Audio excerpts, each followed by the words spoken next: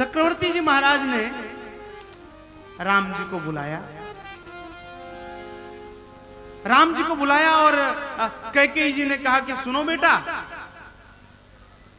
जब राम जी ने पूछा कि पिताश्री आप दुखी क्यों हैं, आपका ये श्री विग्रह तेजहीन श्रीहीन क्यों हो रहा है?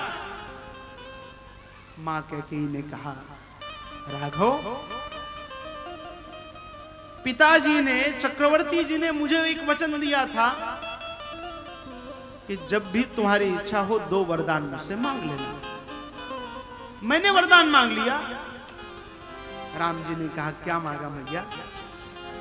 पहला वरदान मैंने मांगा है कि भरत जी युवराज बने, और दूसरा वरदान मांगा है कि तुम वन को चले जाओ। राम जी दुखी हो गए, आंखों से अश्रुओं की धारा चल पड़ी, शरीर में कंपन आ गया। कहेंगे कि ये तो हम भी करते हैं, हमें भी यदि मिलना होता राज्य और मिलता वनवास तो हम भी दुखी हो जाते, हम भी रोते। लेकिन भैया रे याद रखना, राम जी वन जाने के लिए नहीं रो रहे हैं कि वनवास मिल गया। राम जी कहते हैं कि थोड़ी ही बात पिता ही दुख भारी।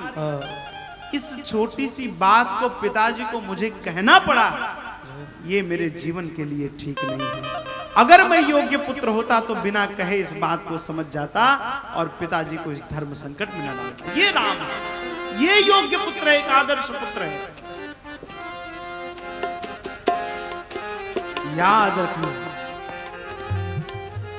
जीवन में माता पिता आपसे प्रसन्न रहे ऐसा ही प्रयास करना। हनुमान जी महाराज ने एक योग्य शिष्य की, एक आदर्श पुत्र की भूमिका निभाई। अब हम देखते हैं कि एक आदर्श शिष्य कैसे हनुमान जी महाराज। आदर्श शिष्य